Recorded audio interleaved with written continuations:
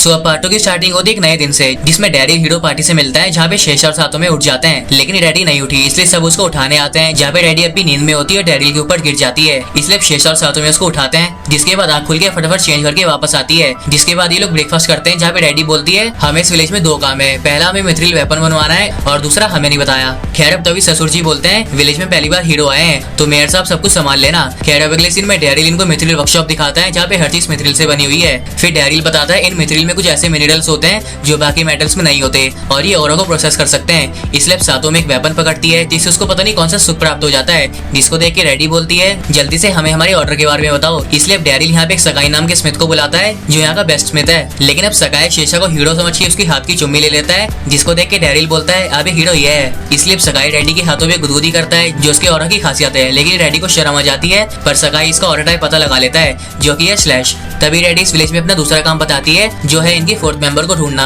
जो गैशिटा करेगा क्योंकि ये विलेज में एक हीरो टूर्नामेंट करवाता है जिससे हीरो पार्टी को उनका 4th मेंबर मिल जाएगा। खैर अब इस टूर्नामेंट में 26 कंटेस्टेंट पार्टिसिपेट करते हैं जिनको सिर्फ इन 3 हीरो से फाइट करनी होगी, लेकिन ये आसान नहीं होता क्योंकि फाइट शुरू होने से पहले एक स्मोक होता है और उसके खत्म होने के बाद सारे कंटेस्टेंट नॉकआउट हो जाते हैं। मतलब ये हीरो बहुत ज्यादा पावरफुल है। लेकिन तभी दूर कहीं से रेडी के ऊपर कोई अटैक करता है जो है गैशिटा। अब रेडी भी उसको नोटिस करके उसके ऊपर अटैक करती है, लेकिन गैशिटा अपनी एरोस को फायर करता रहता है और उसको वापस बुलाता है जिनको रेडी काट देती है। पर गैशिटा अभी फाइनल अटैक करेगा, जिसको रोकने के लिए रेडी अपने अंदर से बहुत सारी लाइट निकालती है और अपने पावरफुल अटैक करने वाली होती है। लेकिन डैरिल उसको एक सेफ से रोक देता है, जिससे रेडी को अब तक का सबसे पावरफुल ऑरा फील होता है जो है डैरिल का। लेकिन इधर गैशिटा अपने आप को लूजर मानता है, पर डैरिल इसको बताता है तुम हमारे विलेज के सबसे ज्यादा स्ट्रॉन्ग एडवेंचरर हो। खैर अब डैरिल की पावर देखने के लिए रेडी उसको फाइट के लिए चैलेंज कर देती है, लेकिन अब हमारा भाई रिटायर हो चुका है। पर रेडी इसके ऊपर अटैक करती है और डैरिल भी इसका अटैक ब्लॉक कर लेता है और हवा में उछल के अपनी रोप से रेडी को उल्टा लटका देता है। लेकिन रेडी हार नहीं मानती और ये फिर से डैरिल पे अटैक करती है, लेकिन डैरिल फिर से ब्लॉक कर लेता है। पर रेडी अभी हार नहीं मानती और एक चट्टान को काट देती है और इसको समझ आ जाता है कि तब से डैरिल को ही ढूंढ रही थी। इसलिए रेडी एक पावरफुल अटैक यूज करेगी नेम स्काईरैंड, जो पहले वाले हीरो यूज करते थे, जो डैरिल को पता है। इसलिए ये भी स्काईरैंड यूज करके अटैक को न्यूट्रलाइज कर देता है।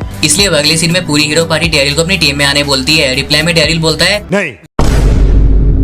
खैर अब रात को डैरिल ग्रैन को दूध पिलाता है, जहाँ पे डैडी फिर से आ जाती है और पूछती है डैरिल इनकी पार्टी में क्यों नहीं आ रहा। रिप्लाई में डैरिल बोलता है क्योंकि मुझे ग्रैन को बड़ा होते हुए देखना है और ये फोटो देखो इसको गैशिटा ने बनाया है और वो हर साल ऐसी फोटो बनाएगा, जिसके लिए मेरा यहाँ पे रहना जरूरी है और ये डीमन से कभी भी फाइट नहीं कर सकता। लेकिन डैडी हार नहीं मानेगी जब तक डैरिल इनकी पार्टी में नहीं आ जाता। खैर अब डैरिल को एक पुरानी बात याद आती है, जब डोराइस से मिलने आई थी तब उसने कहा था कि वो डीमन एम्पायर के बच्चों को ऐसी स्मैश करते हुए देखना चाहती है, इसलिए हमारा भाई डीमंस के अगेंस्ट फाइट नहीं कर सकता। खैर अब अगली सुबह डैरिल उठ के अपने काम पे जाता है, जिसका पीछे रेडी और सातों में के करते हैं ये देखने के लिए कि डैरिल इतना ज्यादा स्ट्रॉन्ग कैसे है। लेकिन अब डैरिल यहाँ पे सिर्फ अपने डेली के काम करता है, जैसे गिल्ड की साफ सफाई खुद से करता है और अपने बाकी के काम करता है, जिसको पूरे दिन रेडी फॉलो करती है। जिसके बाद डैरिल अपनी वाइफ और बेटे के साथ वापस घर चला जाता है और ऐसी डैरिल की जिंदगी कटती है जो सातों को काफी पसंद आई है। लेकिन रेडी इससे खुश नहीं है, इसलिए वो डैरिल को एक बार फिर से मिलने बुलाती है और पूछती है डैरिल ने स्काईरैंड कैसे यूज कर लिया था। रिप्लाई में डैरिल बोलता है मैंने तुझे कॉपी किया था।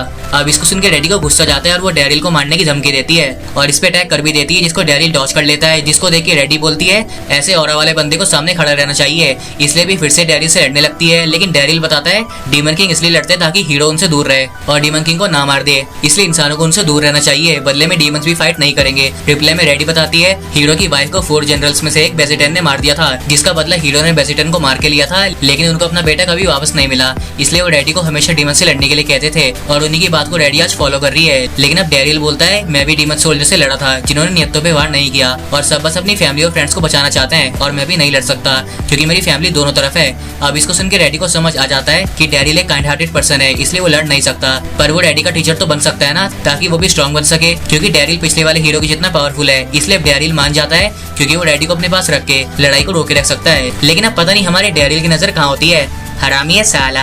खैर अब डीमन एम्पायर में डोरोई डैरिल को ढूंढते ढूंढते थक चुकी है, लेकिन उसको कहीं नहीं मिला और उसके अलावा बैच भी अचानक से कहीं चला गया है और ज़वियंटस भी यहाँ पे नहीं रहती क्योंकि वो एग्जैक्टली डैरिल की विलेज में उसके ऊपर नजर रख रही है। अब अगले सीन में रिजेट डैरिल के लॉन्डे के साथ खेलता है, मतलब उसको बच्चे पसंद है। लेकिन तब यहाँ पे बिन बुलाया मेहमान आ जाता है नेम ज़वियंटस और ये रिजेट को अपनी कुर्सी समझ के उसके ऊपर बैठ जाती है, जिससे रिजेट काफी शर्मिंदा हो जाता है और बोलता है डैरिल मुझे मत देखो। तब यहाँ पे मैरिका आती है और ज़वियंटस को ऐसे देख के जूस का ढक्कन उसके बगल से शूट करती है, जिसको देख के ज़वियंटस की फट जाती है, जिसके बाद ये बताती है ये इस विलेज में मिथ्रिल के लिए आई है और यहाँ पे पहुंची है रिजल्ट का पीछा करते हुए, क्योंकि ज़ेबियंटस एक विंड मेज है जो कि अपने आप को छुपा सकती है। इसलिए ज़ेबियंटस को डैरिल का मिथ्रिल चाहिए जो ये नहीं देगा। अब इसको सुनकर ज़ेबियंटस को गुस्सा जाता है, लेकिन मैरी का गुस्सा इससे भी ज्यादा होता है जिससे उसकी फिर से फट जाती है। फिर डैरिल बोलता है चलो बाहर चल के बातें करते हैं, लेकिन अब बाहर आके ज़ेबियंटस एकदम से डैरिल के ऊपर अटैक करती है और बोलती है अबे तूने कैसी चुड़ैल सी बेबी पाल रखी है और मैं जबरदस्ती मिथ्रिल तुझसे ले लूंगी। अब डैरिल रिजल्ट को पीछे रहने बोलता है वरना अपनी पोजीशन खो देगा। फिर ज़ेबियंटस हवा में उठ के डैरिल पे अटैक करती है, लेकिन डैरिल स्लैश यूज करके स्टिंग यूज करता है जिससे ज़ेबियंटस कंफ्यूज हो जाती है और फिर से फाइट करने बोलती है, लेकिन ये दूसरी बार और तीसरी बार भी हार जाती है और बोलती है चल फिर से फाइट करते हैं। अब इसको सुन के डैरिल सोचता है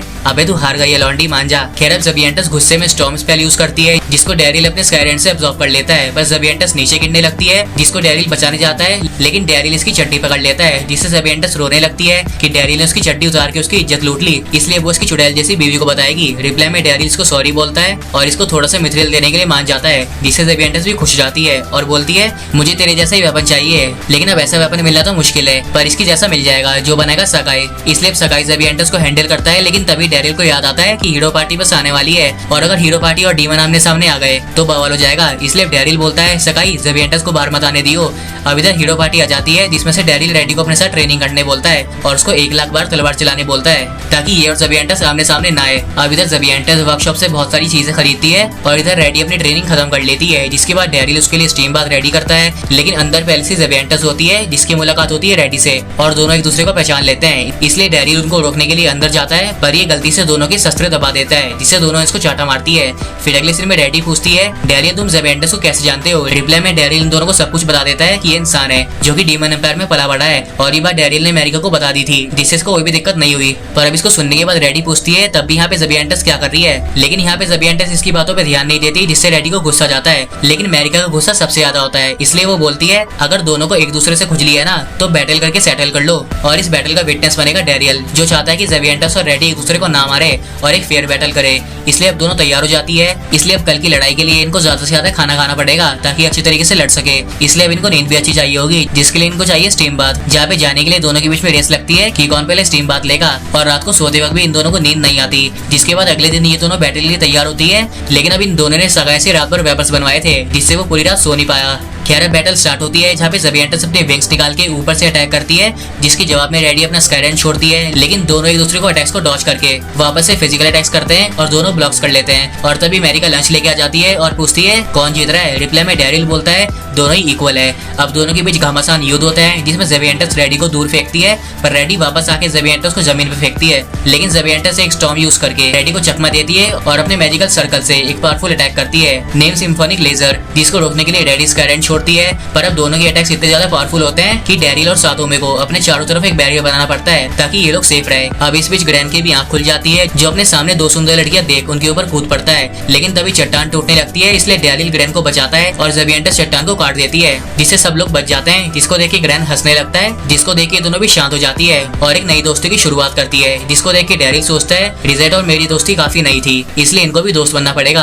अब अगले दिन शेषा डैरिल को किसी आदमी से मिलवाता है जो कि होते हैं फर्स्ट हीरो एलेंसिल, जिनको डैरिल जानता है। तभी यहाँ पे ज़ेबियंटस आ जाती है और बोलती है ये बुढ़ो कौन है, इनकी तो छाती के बाल दिख रहे हैं। अब इसको सुन के डैरिल की फट जाती है, अबे तुझे मरना है क्या, ये एलेंसिल है इतिहास के सबसे ज्यादा स्ट्रॉन्ग हीरो जिन्होंने ग्रैंड बाजा की अग्नि को झेला था। अब पीछे से 2 बच्चे आते हैं जिसको देख के डैरिल डर जाता है, लेकिन अंकल एलेंसिल इतने भी ज्यादा बुरे नहीं है, ये तो फ्रेंडली नेचर के हैं। इसलिए सारे बच्चे इनके दोस्त बन जाते हैं। जिसके बाद एलेंसिल ज़ेबियंटस को भी हेलो करते हैं, जिसको देख के ज़ेबियंटस बोलती है कितना अच्छा बुड्ढा है, अबे चुप कर, मरना क्या तुझे। खैर अब डैरिल अपने आप को इंट्रोड्यूस करता है और एलेंसिल अपना काम बताते हैं कि इनकी एक स्टूडेंट इस विलेज में है नेम रेडी, जो कि यहाँ पे आ भी जाती है और एलेंसिल से माफी मांगती है क्योंकि वो डीमन किंग को मारने में टाइम लगा रही है, लेकिन उससे एलेंसिल को कोई दिक्कत नहीं है। और अब जब एलेंसिल वापस आ गए हैं तो रेडी फिर से इनके साथ ट्रेनिंग कर सकती है और तब तक डैरिल ज़ेबियंटस को इनकी नजरों से दूर कर देगा। पर अब एलेंसिल ने कुछ अजीब सी प्रेजेंस सेंस कर लेते हैं उधर। अब डैरिल बताता है ये हमारा स्ट्रॉन्गेस्ट एडवेंचरर है, जिसके बाद रेडी एलेंसिल के साथ ट्रेनिंग करती है जिसको सब देखने आते हैं। फिर ट्रेनिंग फाइट शुरू होती है जिसमें एलेंसिल रेडी के टैक्स को ऑटोग्राफ साइन करते करते डॉच करते हैं, कोई दिक्कत ही नहीं है भाई, अमूल माचो बड़े आराम से। खैर अब तभी एलेंसिल रेडी की शॉट पकड़ के उसको उल्टा कर देते हैं जिसको देख के डैरिल को अच्छा नहीं लगता। फिर एलेंसिल बोलते हैं रेडी की शॉट टेक्निक इंप्रूव हुई है। रिप्लाई में रेडी बोलती है क्योंकि मुझे डैरिल ने सिखाया है। अब इस बात से एलेंसिल इंप्रेस हो जाता है और डैरिल को फाइट के लिए चैलेंज कर देते हैं, लेकिन डैरिल फाइट करना नहीं चाहता, जिसको देख के विलेज के लोग बातें बनाने लगते हैं कि मेयर स्ट्रॉन्ग है लेकिन हीरो के जितने स्ट्रॉन्ग नहीं है और गैशिटा को भी बुरा लगता है, इसलिए डैरिल फाइट के लिए मान जाता है। लेकिन एलेंसिल का रेड ऑरा देख के इसकी फट जाती है, इसलिए डैरिल बोलता है पहले खाना खा लेते हैं फिर लड़ेंगे। फिर अगले सीन में लोग खाना खाते हैं जहाँ पे एलेंसिल को डैरिल के रेसबॉल पसंद आते हैं और ये इमोशनल होकर बताते हैं बहुत टाइम पहले मेरे लिए भी कोई लंच बनाता था जो इनकी वाइफ थी। अब इधर ज़बिएंटस एलेंसिल के ऊपर नजर रखती है और बोलती है ये अंकल तो फ्रेंडली नेचर के लगते हैं। तभी एक हवा को झोंका चलता है जिसमें क्लॉथ उड़ने वाला होता है, लेकिन ज़बिएंटस उसको पकड़ के अपना स्कार्फ बना लेती है और इधर एलेंसिल को अचानक से ज़बिएंटस की प्रेजेंस फील हो जाती है,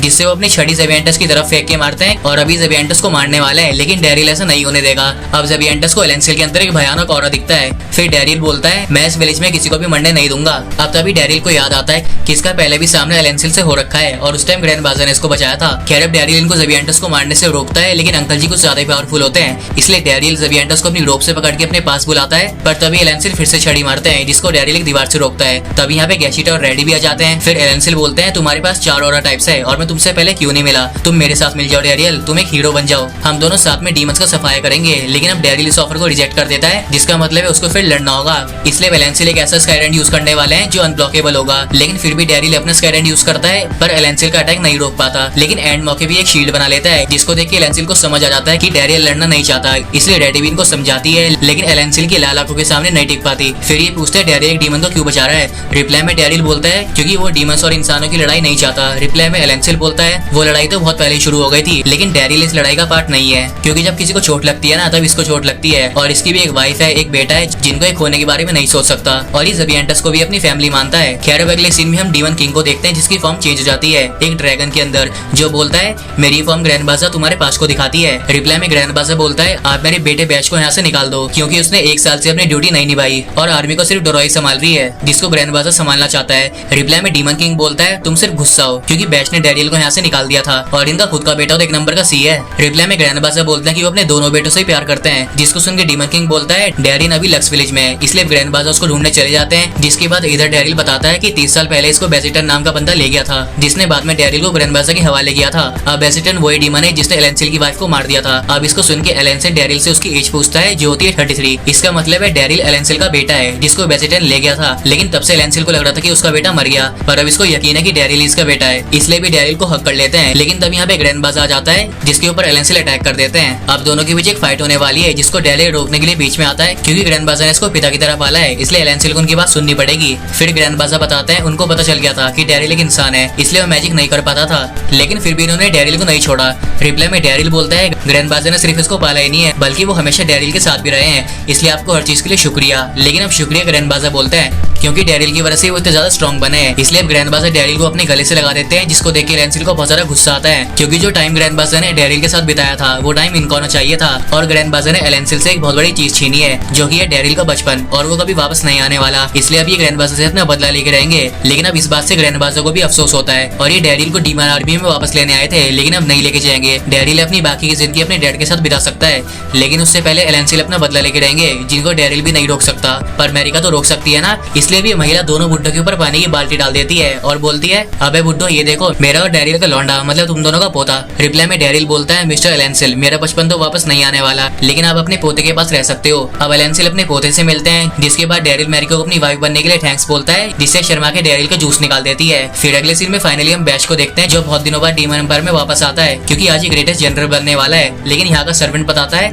आपके इन्विटेशन में कोई भी नहीं आया, क्योंकि आपकी वजह से डीमन आर्मी बिखर रही थी, इसलिए ग्रैंड बाजा डैरिल को वापस लाने गए हैं। अब डैरिल का नाम सुन के बैच को बहुत ज्यादा गुस्सा आता है, इसलिए वो दारू वगैरह पिएगा, लेकिन सर्वेंट बोलता है अबे तुझे दारू भी नहीं मिलेगी क्योंकि तूने अपना बिल नहीं दिया। और जब डैरिल यहाँ पे होता था तो वो सारे बिल का ध्यान रखता था, इसलिए जाके पानी पी ले सुअर। अब इसको सुन के बैच और ज्यादा पागल हो जाता है, क्योंकि डैरिल ने इसका जीना हराम कर रखा है, इसलिए बैच के अंदर से एक भयानक आग निकलती है और अब वो तबाही मचाने वाला है, डैरिल को मार डालेगा। खैर अब अगले सीन में दोनों बुढ़े अपने पोते को खिलाते हैं, लेकिन एलेंसिल को ये बात अच्छी नहीं लगती कि उनके पोते का नाम उनके दुश्मन के नाम पे रखा हुआ है, इसलिए वो बोलते हैं इसका नाम ग्रैंसी चेंज करके एलन रख देते हैं। लेकिन अब दोनों बुड्ढों को देख के ग्रैंड रोने लगता है, जिसको देख के एलेंसिल बोलते हैं अले ले ले ले मेरा बेटा। इस सफेद बुड्ढे को देख के डर गया। खैर अब तभी रिजेट का कॉल आता है, जिसको ग्रैंड अपनी भाषा में बताता है कि उसको तो बुड्ढे परेशान कर रहे हैं, इसलिए रिजेट बोलता है जो भी बुड्ढे मेरे ग्रैंड को परेशान कर रहे हैं ना तो उससे दूर रहो, वरना तुम्हारी ऐसी की तैसी कर दूंगा। रिप्लाई में ग्रैंड बाजा बोलता है अबे कर क्या लेगा और है कौन तू? वैसे मैं हूँ ग्रैंड बाजा ऑफ द हेलफायर, तो रुक बेटे तेरी खैर नहीं सुअर। अब इसको सुनकर रिजेट की फट जाती है, क्योंकि ग्रैंड के दोनों दादाजी इतने ज्यादा खूंखार है। जिसके बाद अगले सीन में सब डिनर करते हैं, जहाँ पे डैरिल अपने 3 डैड्स को दारू पिलाता है, एक तो असली पापा, एक पान मिलने वाले पापा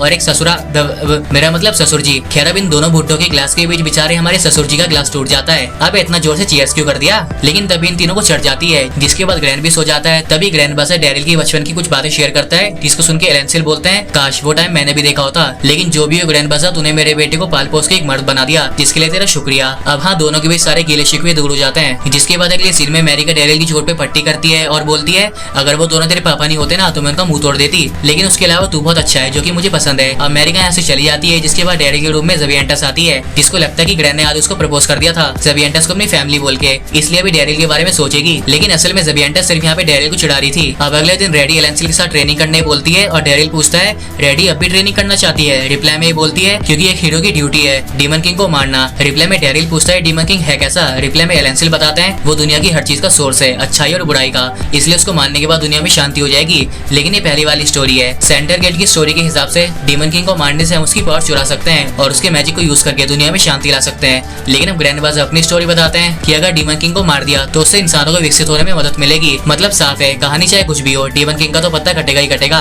और डीमन किंग हमेशा से एक ही था शुरू से अंत तक, किसी ने भी इसको रिप्लेस नहीं किया। इसलिए इसको सुनकर डैडी को डर लगने लगता है कि डीमन किंग इतना ज्यादा पावरफुल है। तभी यहाँ पे फिटबिटन और गैशिट आके बताते हैं कि माइंड पे मॉन्स्टर्स ने अटैक कर दिया है, इसलिए डैरिल ज़बियंटस की हेल्प मांगता है वहाँ पे जल्दी पहुंचने के लिए। जिसके बाद सबके सब वहाँ पे जाते हैं और इनको अपने सामने बहुत बड़ा ड्रैगन दिखता है। जिसके बाद ये लोग जमीन पे लैंड करके डैरिल सबसे पहले उन डिंगो को चेक करने जाता है। अब माइन के अंदर इन डिंगो को बुरा हाल हो रखा है, इसलिए बाप और बेटा दोनों को बचाने के लिए जाते हैं। और इधर हीरो पार्टी ड्रैगन को रोकने जाती है, जहाँ पे उस तक पहुंचेंगे ज़बियंटस के मैजिक से। लेकिन अब इस ड्रैगन को रोकना इतना भी ज्यादा आसान नहीं होगा, इसलिए इस लड़ाई में ग्रैंड बासा भी लड़ेंगे। अब इधर ये लोग डिंगो के पास पहुंच जाते हैं, लेकिन बीच में ड्रैगन आ रहा होता है, इसलिए इनको सबसे पहले इस ड्रैगन को रोकना होगा। जिसके लिए बाप और बेटा दोनों अपने स्काईरेंट को यूज करते हैं, जिससे ड्रैगन नीचे गिर जाता है, जहाँ पे डैरिल उसको घूर के देखता है और अपना हाथ आगे बढ़ाता है, लेकिन ये ड्रैगन यहाँ से चला जाता है। जिसके बाद ज़बियंटस बोलती है हम जीत गए क्या। खैर अब डैरिल को उस ड्रैगन में कुछ अपना सा फील हुआ था। तभी ग्रैंड बासा बोलते हैं चल लड़की मुझे कैसल लेके।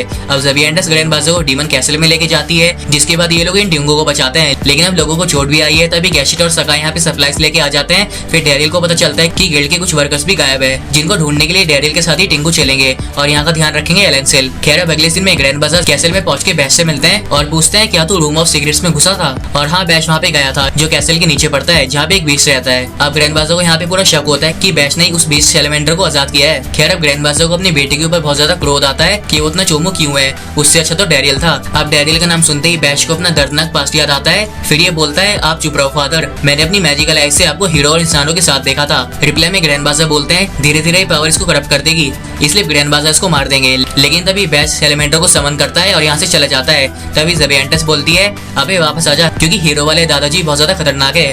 खैर अब अगले सीन में डैरिल इन टिंगो के साथ माइन में बढ़ता है। तभी एक एशियंट स्टोन डैरिल से बात करने लगता है, जिससे डैरिल की फट जाती है और यहाँ से भागता है, पर सारे रास्ते बंद हो जाते हैं। और ये स्टोन डैरिल को बताता है कि वो सैलेमेंडर्स का पुराना दोस्त है। अब ये स्टोन डैरिल को मिथ्या दिखाने बोलता है, जो असल में इसकी बॉडी का हिस्सा है। इसलिए डैरिल के डैगर को अपग्रेड करता है और बताता है मैं एक अर्थ बीस्ट हूँ, गिगांटो मैं किया, इतना कह के यहाँ से चला जाता है। अब इन लोगों को बाकी के वर्कर्स भी मिल जाते हैं। तभी ग्रैंड बासा डैरिल को बताते हैं कि सैलेमेंडर को और कोई नहीं बल्कि बैश कंट्रोल कर रहा है। अब ये बात बैश को पता चल जाती है, जिससे वो लक्स विलेज की ओर निकल जाता है उसको तबाह करने। लेकिन डैरिल यहाँ पे उससे पहले पहुंच जाता है और सबको सेफ रहने बोलता है। तभी मैरी का डैरिल को एक रिंग पहनाती है, जिससे वो बचा रहेगा। जिसके बाद डैरिल अब सिर्फ बैश का वेट करता है, जो एक हवा के साथ यहाँ पे आता है और सबसे पहले इस रात में फायर बॉल जलाता है ताकि डैरिल का फेस देख सके। अब फायर बॉल को देख के एलेंसिल भी बैश से लड़ने के लिए तैयार हो जाते हैं, लेकिन ये लड़ाई डैरिल की है। खैर अब बैश डैरिल को उसकी शादी के लिए कांग्रेचुलेशन बोलता है। तभी इसको अपना पास याद आता है जहाँ पे भागते भागते गिर जाता था, लेकिन कोई इसको उठाने वाला नहीं था, इसलिए बैश ने खुद से उठना सीखा। लेकिन वो गिरने का दर्द अब भी फील करता है, इसलिए वो सबसे पहले डैरिल की वाइफ को मारेगा, उसके बाद इस विलेज को आग लगा देगा। लेकिन अब तभी डैरिल को भी अपना पास्ट याद आता है, जहाँ पे ग्रैंड बासा ने कहा था डैरिल मेरे बेटे की वहाँ हमेशा मदद करना जहाँ पे उसको जरूरत पड़ेगी, और वो जरूरत अब पड़ने वाली है। इसलिए डैरिल सैलेमेंडर को पकड़ के उसको जमीन पे पटकता है। फिर यहाँ पे दोनों भी आ जाते हैं, जिसके बाद बैश स्काईरेंट यूज करता है, लेकिन डैरिल उसको न्यूट्रलाइज करके आगे बढ़ता है और मिथ्रिल माइन के लिए सॉरी बोलता है, जिसके बारे में बैश को कुछ पता ही नहीं है, इसलिए भी और ज्यादा गुस्सा हो गया है और अभी डीमन और ह्यूमंस का वर्ल्ड खत्म कर देगा। उसके बाद ये अपने बाप को सरपास करके पावरफुल बनेगा।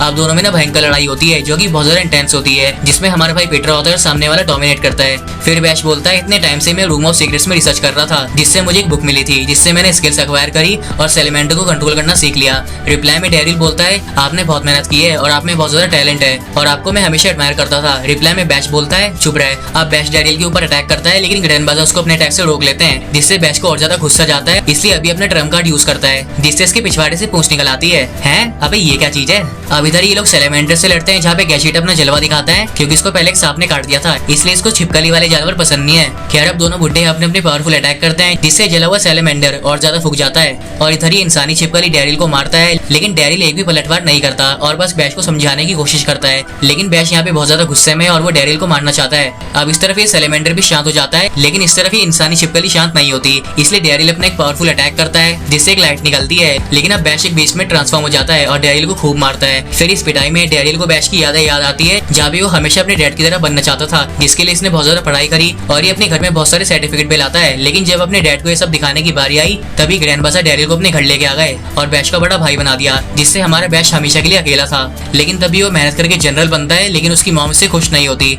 और ये सब डैरिल की वजह से हुआ है। इसलिए अब हमारे भाई को समझ आता है कि बैश हमेशा से अकेला था, इसलिए अब वो डैरिल से अपना बदला लेके रहेगा। लेकिन डैरिल इस पे अटैक करके इसको अपनी यादें बताता है कि ये भी तो अकेला ही था, जिनके साथ ही रहता था वो तो उसकी असली फैमिली भी नहीं थी और ये मैजिक भी यूज नहीं कर पाता था। लेकिन तभी इसको अपना भाई कहने के लिए बैश मिलता है जिसको डैरिल दिल से अपनी फैमिली मानता है, इसलिए वो अब अपने छोटे भाई को सब कुछ छोड़ने के लिए बोलता है और अपना हाथ आगे बढ़ाता है। लेकिन इतने में सैलेमेंडर वापस जाग जाता है और बैश का मैजिक कंज्यूम करने लगता है, इसलिए बैश इसको रोकने चला जाता है और इसके अंदर घुस के इसको कंट्रोल करता है। पर अब इसमें बहुत ज्यादा खतरा है क्योंकि थोड़ी देर बाद सैलेमेंडर बैश को ऑब्जर्व कर लेगा, लेकिन जब तक इसका बाप जिंदा है इसको कोई हाथ भी नहीं लगा सकता और ऊपर से डैरिल सैलेमेंडर पे अटैक कर देता है, जिससे वो कहाँ गया किसी को नहीं पता। लेकिन बैश अब सुधर जाता है। फिर अगले सीन में मेरिका डैरिल को सेंस कर लेती है और उसके पास उसको हक कर लेती है और पता नहीं कहाँ हक करती है जो ज़ेवियंटस देख नहीं पाती। फिर इधर डीमन एम्पायर में डीमन किंग बैश को रायता समेटने के लिए दो ऑप्शन देता है, या तो वो वापस से जनरल बन जाए या तो फिर वो हमेशा नर्क की आत्माओं के साथ जलता रहे। रिप्लाई में बैश बोलता है मैं नर्क में जाना चाहता हूँ क्योंकि मैंने काम ही कुछ ऐसे किए हैं। इसलिए भी एक सोल बैश का पैर पकड़ लेती है, लेकिन डीमन किंग पोर्टल को क्लोज कर देता है और बोलता है मैं तुझे वैसे भी नर्क भेजने वाला था, लेकिन अब नहीं भेजूंगा, मैं बस तुझे यहाँ से निकाल रहा हूँ जैसे तूने डैरिल को निकाला था। चल अब सबसे अच्छी बात है बैश यहाँ पे मरो तो नहीं। इसलिए अगले सीन में डैरिल के घर आता है जहाँ पे डैडी इसको हर चीज के लिए ब्लेम करती है क्योंकि इतने सारे लोगों को चोट आई है। इसलिए ग्रैंडबाजार अपने बेटे की तरफ से माफी मांगते हैं, लेकिन बैश उनको रोकते हुए खुद माफी मांगता है और बहुत शर्मिंदा होता है। तभी ग्रैंडबाजार भी माफी मांगते हैं क्योंकि वो अपने बेटे को अकेला नहीं छोड़ सकते। जिसके बाद डैरिल बैश को ग्रैंड से मिलवाता है और उसको गोद में लेने बोलता है और यहाँ पे हमारा छोटू ग्रैंड सबसे पहले बैश का इनाम लेता है। फिर गैशिटा भी इससे मिलता है जिसको देख के डैरिल बोलता है ये मेरा छोटा भाई है, मतलब तुम्हारा छोटा भाई है। अब सब एक साथ है, इसलिए डैरिल गैशिटा से सबकी पेंटिंग बनवाता है जो इन्हें जिंदगी भर याद रहेगी। जिसके बाद रात को पार्टी होने के बाद सुबह की सूरज के साथ बैश एक नए सफर पे निकल जाता है जिसमें अभी पूरी दुनिया घूम के अपने बड़े भाई जैसा बनेगा। इसलिए मेरिका इसके लिए लंच पैक करती है जो किसी भी एंगल से एक दिन का नहीं लग रहा। लेकिन कुछ भी हो यार, ये बहू सबका ध्यान रखती है और मैं उम्मीद करता हूँ तुम्हें भी ऐसी वाइफ मिले। और इसी के साथ ये एनिमे पे एंड हो जाती है। अब अगर ऐसी और वीडियोस देखनी है तो स्क्रीन पे टैप करो और मैं चलता हूँ, अगले हफ्ते किसी नई एनिमे के साथ मिलेंगे। टिल देन सायोनारा मेरे टाकुस।